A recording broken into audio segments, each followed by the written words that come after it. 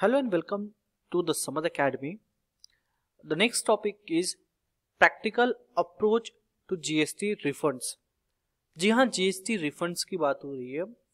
We can claim refund of GST amount either in case of tax liability or in case of input tax credit. तो refund claim कैसे कर सकते हैं? What are the different approach? हमें process क्या follow करने होंगे and different case studies क्या हो सकते हैं डिफरेंट टाइप, जैसे कि इन्वर्टेड ड्यूटी टैक्स या फिर एक्सेस टैक्स पे कर दिया हम लोगों ने, या फिर एक्सपोर्ट के केसेस में, जीरो रेटेड के केस में.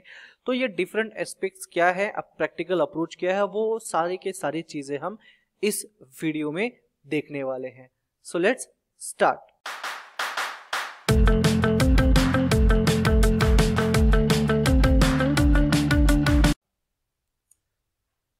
सबसे पहले अगर बात करें तो रिफंड किस केस में हो सकता है. देखो, रिफंड अगर बात करूं तो इनपुट टैक्स या फिर आउटपुट टैक्स, दोनों के केस में रिफंड हो सकता है. अगर सबसे पहले अगर हम बात करें इनपुट टैक्स की, तो इनपुट टैक्स में जीरो रेटेड सप्लाई, जैसे कि अगर एक्सपोर्ट हो गया, स्पेशल इकोनॉमिक जोन हो गया, इन्वर्टेड ड्यूटी हो गया, हालांकि ये सब चीजें हम आगे देखने वाले हैं, UNMFI, कंसुलेट, TPS, ये इनपुट यानी कि different zero rated, special economic zone, export, inverted, ये केसेस में हम रिफंड क्लेम कर सकते हैं. कैसे क्लेम कर सकते हैं, हर एक के रिलेटेड रिलेवेंट प्रोविजंस क्या है, अपडेट्स क्या है, हर एक का रूल्स एंड रेगुलेशन क्या है, वो हम आगे वीडियो में समझेंगे. ये तो बात हो गई इनपुट टैक्स की. अगर हम आउटपुट टैक्स की बात करें तो क्या हो सकता है, हमने गलती से एक्सेस टैक्स पे कर दिया हो, हम डीम्ड एक्सपोर्टर है, जीरो रेटेड सप्लाई है हमारा, एक्सपोर्ट हमारा सप्लाई है, हमारा स्पेशल इकोनॉमिक जोन में हम सप्लाई करते, तो इन सच केसेस हम रिफंड क्लेम कर सकते हैं. तो रिफंड क्लेम करने के हर एक प्रोसेस को डिटेल में हम आगे देखेंगे, समझेंगे. इसके अप्रोच एंड प्रैक्टिकल थिंग्स हम यहाँ पे थ्योरेटिकल लेवल पे अंडरस्टैंड करेंगे. तो सबसे पहले अगर हम समझें what is zero rated supply. Zero rated supply means any of the following supplies of goods or services or both, namely export of goods or services or both, supply of goods or services or both to a special economic zone developer or special economic zone unit. Simple language में अगर हम बात करें, अगर आप अपना कोई product या सर्विस आप एक्सपोर्ट करते हो, फॉरेन कंट्री में देते हो, या फिर आप कोई सर्विस फॉरेन कंट्री में एक्सपोर्ट करते हो, या फिर आप कोई प्रोडक्ट या सर्विस स्पेशल इकोनॉमिक जोन में डिलीवर करते हो, तो इन दैट केसेस आपका जो सप्लाई कहलाएगा वो जीरो रेटेड सप्लाई कहलाएगा. तो बट इस केस में जो टैक्स अमाउंट है वो चार्जेबल भी हो सकता है, विद पेमेंट ऑफ IGST भी हो सकता है, और विदाउट पेमेंट ऑफ IGST भी हो सकता है. अब एग्जांपल के तौर पे आप परचेज करते हो रॉ मटेरियल, उसके ऊपर आपने इनपुट टैक्स पे किया गवर्नमेंट को सप्लायर के थ्रू, तो और आप वही प्रोडक्ट आप पूरा का पूरा प्योरली एक्सपोर्ट कर रहे हो, तो डेफिनेटली आपकी अगर लायबिलिटी नहीं बनती है, तो ऑब्वियस सी बात, तो आपको रिफंड क्लेम करना होगा जो भी आपने इनपुट टैक्स पे किया. अगर आपने लायबिलिटी एक्सपोर्ट के टाइम पे, स्पेशल इकोनॉमिक जोन के टाइम पे किया, तो आपने जो टैक्स पे किया वो भी तो आपको रिफंड क्लेम करना होगा. साथ साथ में जो आपने इनपुट टैक्स परचेज पे दिया है वो भी आपको एज अ रिफंड के तौर पे क्लेम करना होगा. तो जीरो रेटेड सप्लाई का मतलब क्या होता है वो हमने यहाँ पे जाना.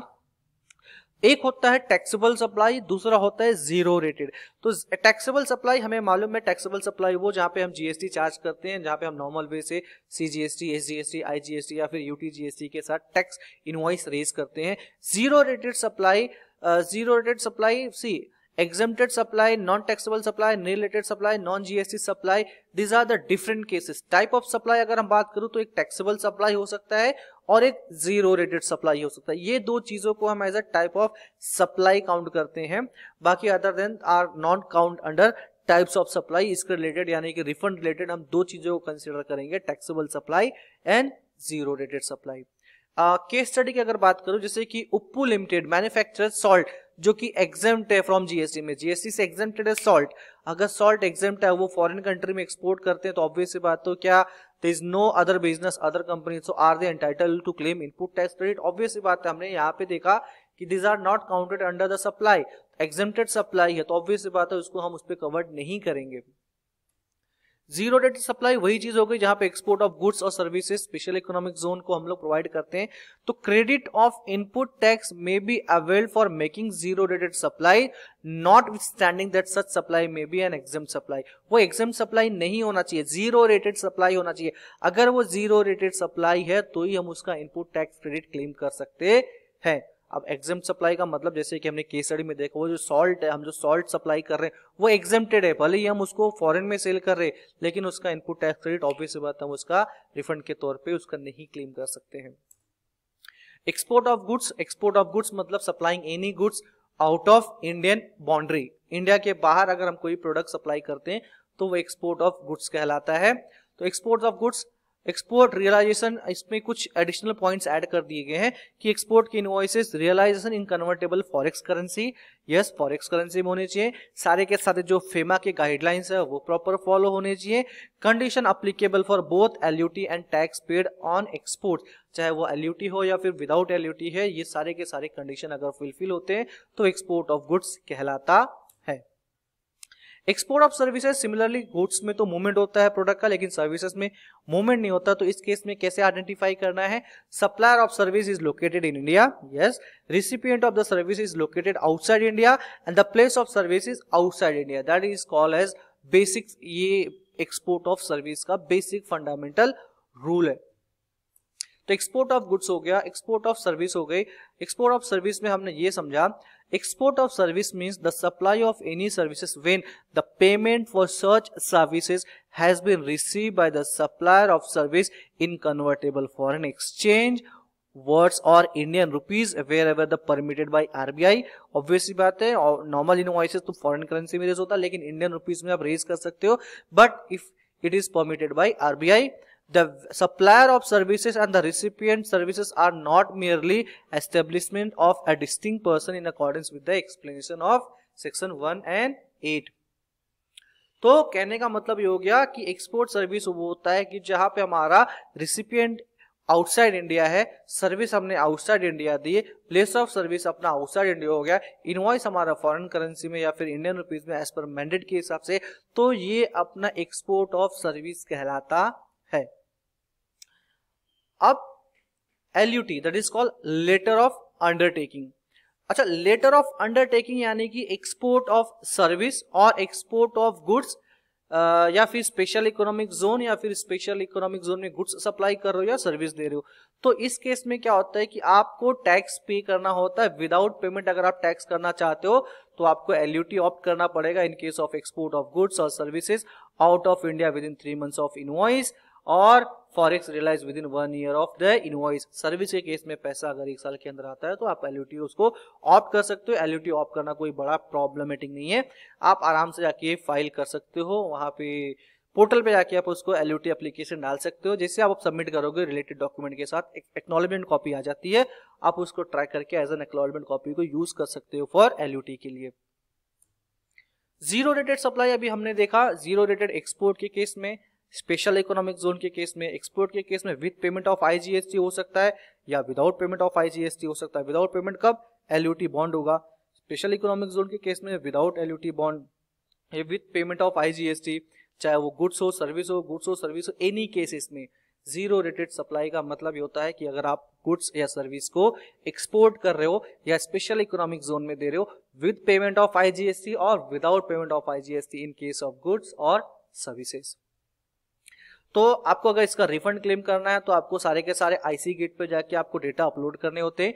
यहाँ पे पोर्टल पे अगर आप लॉग इन करोगे, यहाँ पे ऑप्शन दिखता है track status of invoices data to be shared with the IC gate. IC gate यानी कि आपको जो एक्सपोर्ट रिलेटेड आपने सप्लाई किया इन टर्म्स ऑफ गुड्स, आपको सारे के सारे डेटा आपको जाके वहां पे IC गेट पे अपलोड करने पड़ते हैं, जहाँ पे with including your shipping bill detail, port code and all the details आपको इनवॉइस वॉइस डिटेल अपलोड करने, सो दैट आप प्रोसेस रिफंड के लिए स्टार्ट कर सकते हो।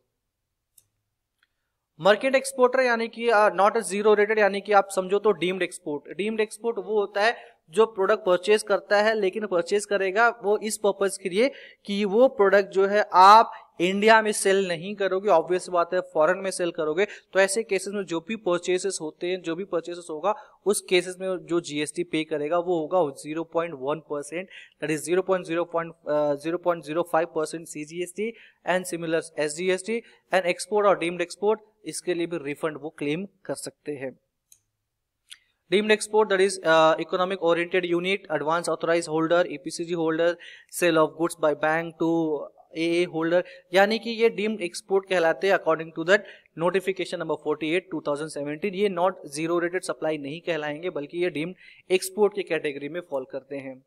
Refund application, refund of tax, other supplier और रिसिपिएंट डीम्ड एक्सपोर्टर पे रिफंड क्लेम कर सकते हैं। सिमिलर प्रोसेस होता है रिफंड क्लेम करने के लिए, पोर्टल पे जाके आप अप्लाई कर सकते हो आईसी गेट के through.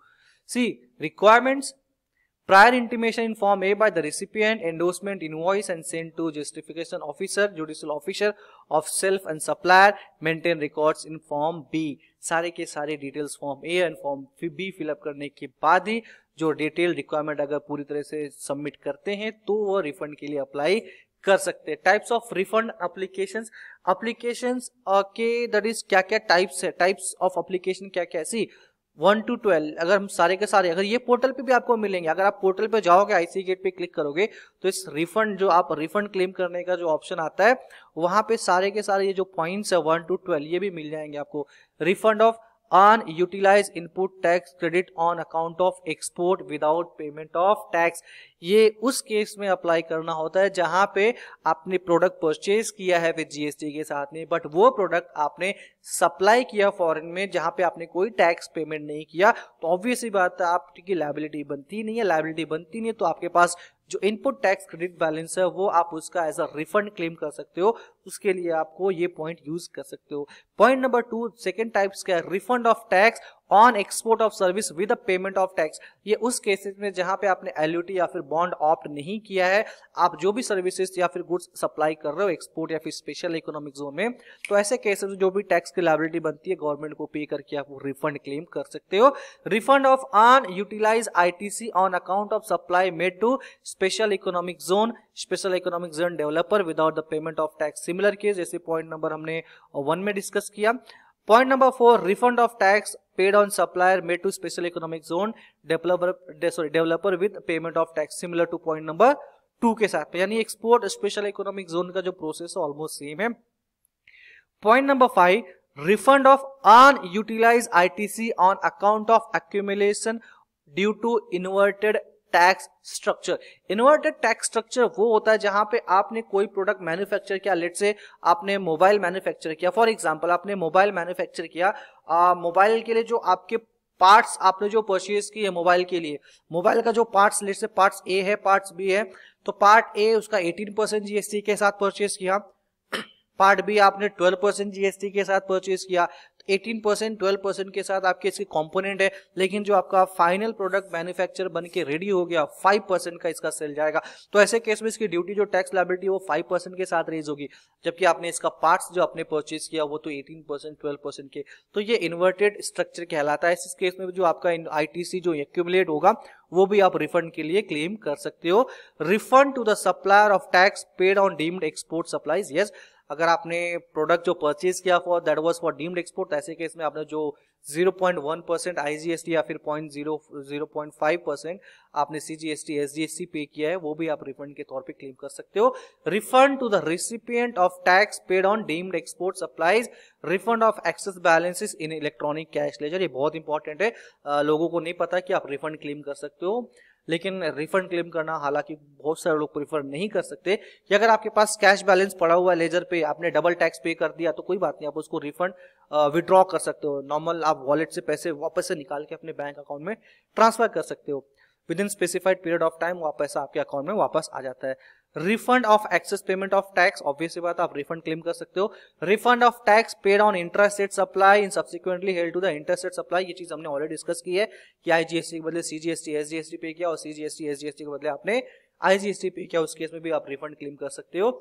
Refund on account of assessment, provisional assessment, appeal, any other, किसी भी कारण से अगर आपको लगता है रिफंड क्लेम करना तो आप वो भी कर सकते हो। Refund on account of any other ground और रीजन स्पेसिफाइड एज सच। तो रिफंड का प्रोसेस टैक्स पेड यानी कि जो आउटपुट टैक्स आपकी लायबिलिटी बनती है और आईटीसी, आपका आईटीसी जो है वो, तो टैक्स पेड जो है तो ऑब्वियस बात है जितना टैक्स पे किया उसके लिए सिंपल प्रोसेस, जैसे एक्सपोर्ट और स्पेशल इकोनॉमिक जोन में आपने विद आईजीएसटी के साथ जो टैक्स पे किया वो पूरा का पूरा रिफंड क्लेम करोगे। But in case of ITC, जो आपने आईटीसी का जो अमाउंट होता है इसके लिए फॉर्मूला डिफाइंड है, जीरो रेटेड और इन्वर्टेड सप्लाई। जीरो रेटेड यानी कि आपने जो प्रोडक्ट सप्लाई किया वो जीरो रेटेड सप्लाई है, और ऐसे केसेस में जो भी आपका इनपुट टैक्स बनता है वो कौन से फॉर्मूले के हिसाब से आप कितना इनपुट टैक्स क्रेडिट उसका रिफंड क्लेम कर सकते हो। इन्वर्टेड में भी सेम, जो 12% का मटेरियल था, 18% का मटेरियल था, बट फाइनल प्रोडक्ट 5% से गया, तो आप उसका फॉर्मूले से डिराइव कर सकते हो कि कितना आपको रिफंड उसका क्लेम करना है। फॉर्मूला इसका देखते हैं यहाँ पे। फॉर्मूला ये पूरा का पूरा हालांकि इंप्लीमेंट करने की जरूरत पड़ेगी, आप फॉर्मूला आप यहाँ पे सिंपल लिख रखा है। Refund amount in case of ITC, turnover of zero rated supply of goods and services, कितना हमने सप्लाई किया उसका turnover, multiplied by net ITC, तो इसको पहले डिवाइड कर लेते, divide by adjusted total turnover multiplied by net ITC. अब ये नेट आईटीसी क्या होता है? Net ITC means input tax credit avail on the input and input services, यानी कि गुड्स परचेज करने के टाइम पे, सर्विस परचेज के टाइम पे हमने कितना उसका नेट आईटीसी क्लेम किया था during the relevant period other than input tax credit avail for which refund is claim under the subsection rule 4A and 4B both. So net ITC मतलब हमने कितना परचेज के टाइम पे input tax कितना दिया था, वो अमाउंट, उसमें से पूरा का पूरा हम रिफंड क्लेम नहीं कर सकते। उसको रिफंड क्लेम करने के लिए हमें फॉर्मूला निकालना होगा, रेशियो निकालना होगा, turnover of the zero rated supply divided by adjusted total turnover. Total turnover से जीरो रेटेड सप्लाई का टोटल टर्नओवर कितना है उसको मल्टीप्लाइड करो नेट आईटीसी से, जो अमाउंट बनेगा आपका वो रिफंड अमाउंट के लिए आप एलिजिबल हो। So turnover of zero rated supply goods means the value of zero rated supply of goods made during the relevant period without the payment of tax under bond or letter of undertaking or with the value which is 1.5 times the value of like goods domestically supplied by the same or similarly placed supplier।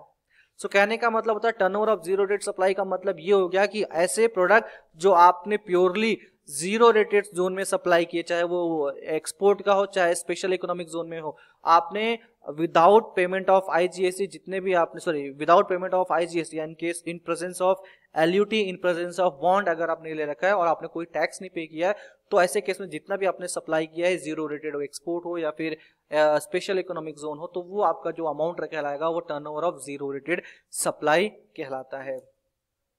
Refund ITC formula, तो adjusted total turnover, adjusted total turnover means sum total, मतलब यहां पे हमने देखा कि turnover of zero rated का मतलब समझ गया, नेट आईटीसी क्या है, तो ये एडजस्टेड टोटल टर्नओवर क्या है? Adjusted total turnover, adjusted total turnover means the sum total value of the turnover in a state or union territory as defined under the clause excluding the turnover of services and the turnover of zero rated supply of services and non-zero rated, the turnover of zero rated supply of services and non-zero rated supply of services, यानी कि ये कहलाता है adjusted total turnover. इसमें exclude क्या क्या होता है? इसमें एक्सक्लूड होता है the value of exempt supply other than zero rated supply, बड़ा ऑब्वियस सी बात है।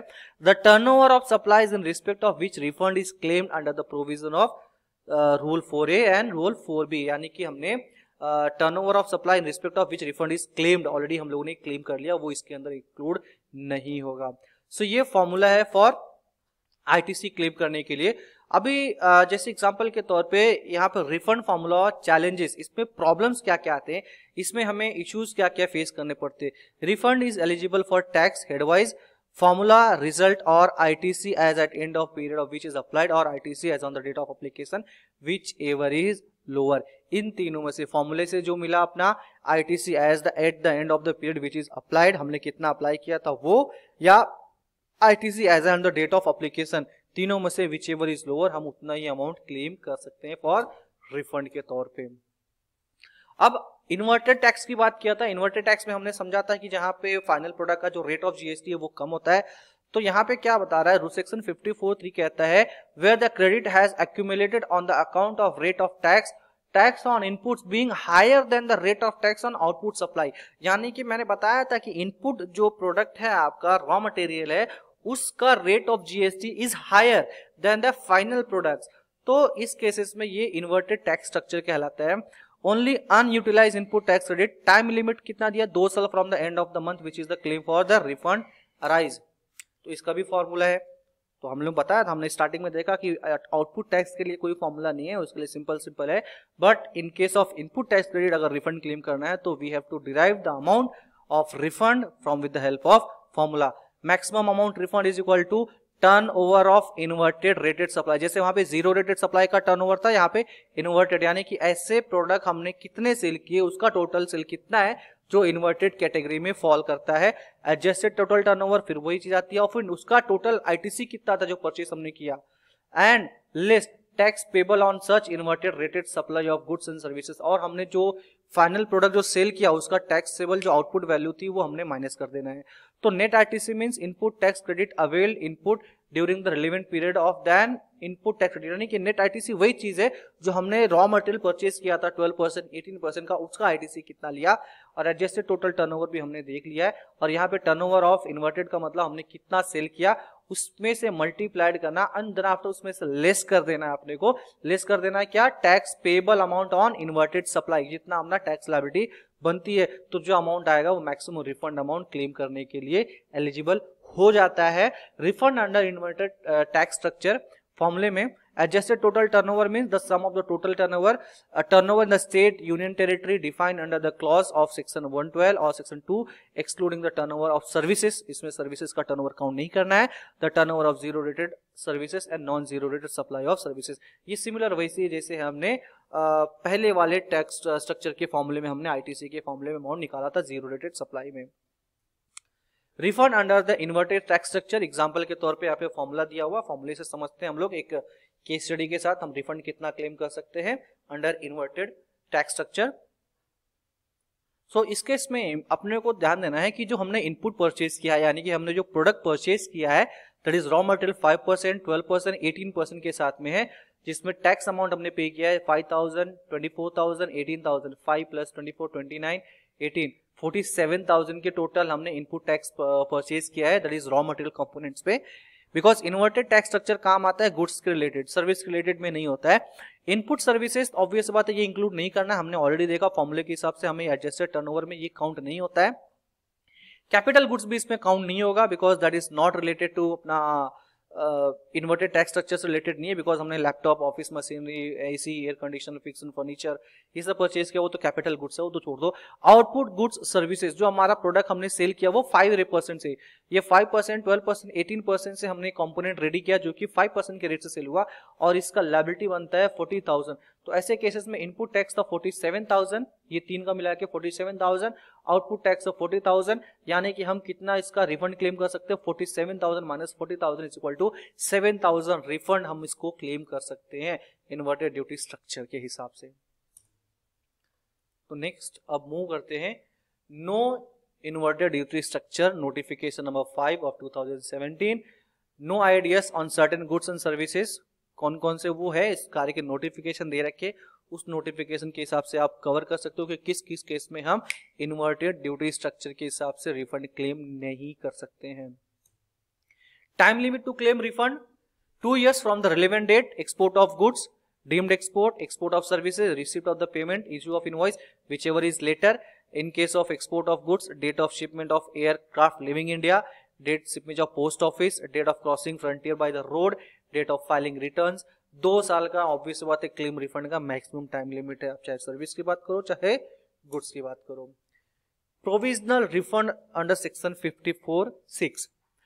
सी प्रोविजनल रिफंड क्या होता है कि जब आप अप्लाई करते हो रिफंड के लिए, आपने एज पर वर्किंग के हिसाब जो अप्लाई करते हो, तो प्रॉपर ऑफिसर में प्रोविजनली रिफंड 90% ऑफ क्लेम। तो आपका अगर एग्जांपल 1 लाख रुपए का आपने रिफंड क्लेम किया, तो प्रोविजनल ऑफिसर जो है ना वो 7 दिन के अंदर 90% ऑफ अमाउंट यानी कि 90,000 रुपए आपको रिफंड कर देगा with in 7 days of acknowledgement on account of zero rated supply only, on account of zero rated supply. यानी कि जीरो रेटेड सप्लाई की बात हो रही है, जहां पे इनपुट टैक्स की बात नहीं हो रही है, यहाँ पे बात हो रही है कि अगर आपने एक्सपोर्ट किया है या स्पेशल इकोनॉमिक जोन में गुड्स या सर्विस प्रोवाइड किया है, तो आप जैसे ही सबमिट करोगे एक्नॉलेजमेंट मिलता है, तो 7 days के अंदर आपका 90% ऑफ द अमाउंट रिफंड के तौर पे आपको मिल जाता है। Only if the past 5 years not prosecuted for any offences involving more than ₹2.5, that is तो 250 लाख रुपए। पिछले साल के अंदर ऐसा कोई भी इनके यहाँ पे एक प्रॉब्लम नहीं हुई जहाँ पे इनका कोई नोटिस या फिर किसी तरह का ऑफेंसेस जिसमें इन्वॉल्व नहीं थे, तो डेफिनेटली इनका 90% क्लेम विद इन 7 days के अंदर अप्रूव हो जाता है और ये रिफंड हो जाता है। Duty free shops unique refund, ये रूल नंबर 95 के अंदर रहता है।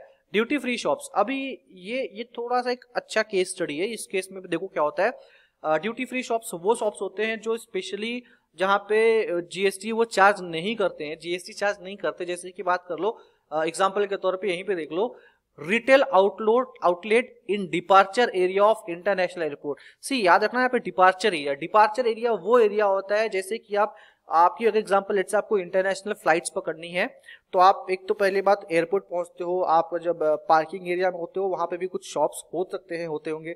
आप जब वहां पे बोर्डिंग, आप जब एंट्री करने जाते हो, उससे एंट्री से पहले, गेट एंट्री से पहले भी कुछ शॉप्स होते हैं, बट वहां से अगर कुछ परचेस करोगे तो they will charge GST on that.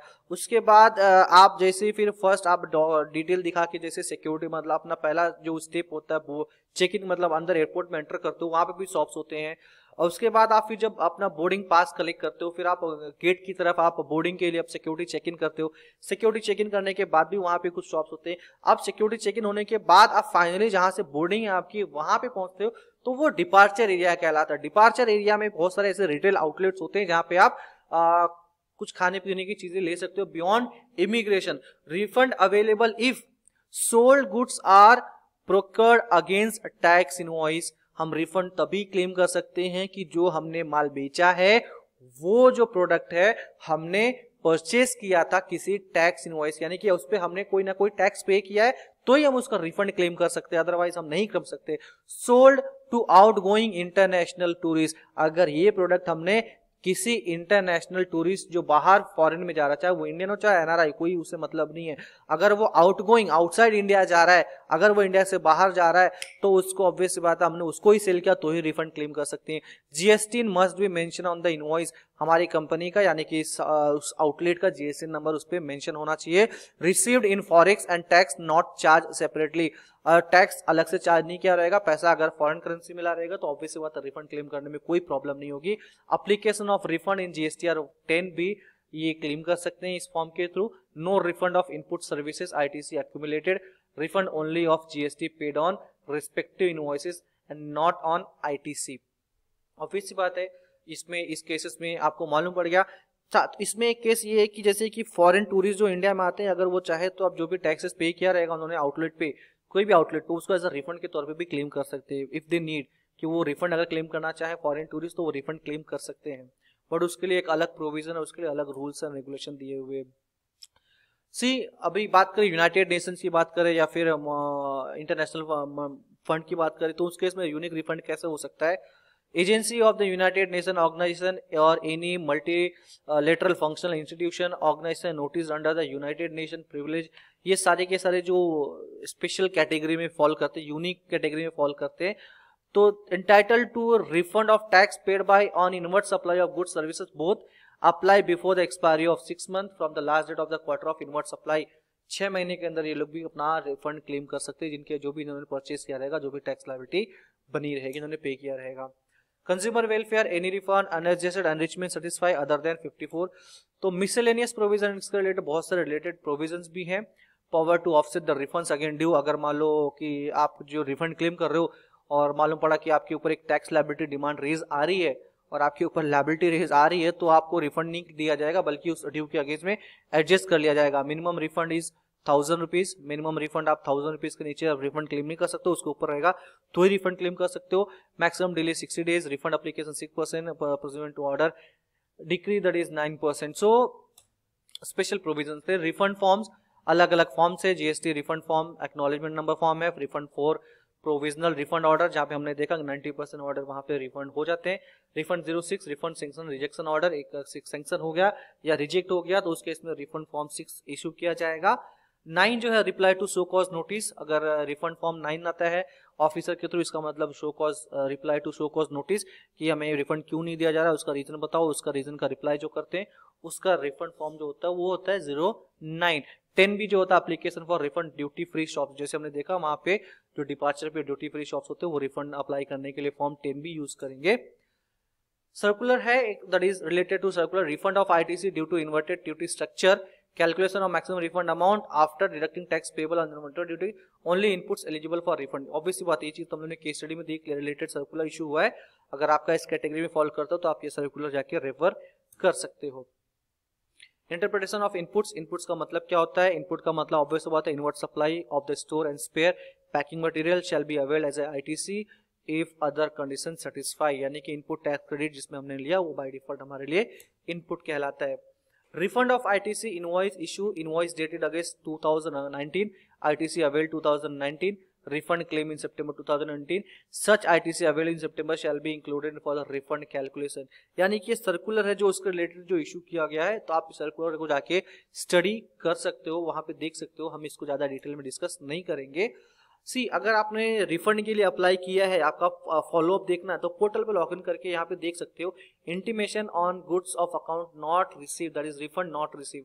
आपको लॉगिन करना है पोर्टल में, डैशबोर्ड में यहाँ पे सर्विसेज में जाना है, सर्विसेज में यहाँ पे ऑप्शन दिया हुआ है intimation on account of refund not receive. आप इंटीमेशन यानी कि अपडेट कर सकते हो कि हमारा अभी तक रिफंड नहीं आया, ट्रैक भी कर सकते हो, यहाँ पे अप्लाई भी कर सकते हो।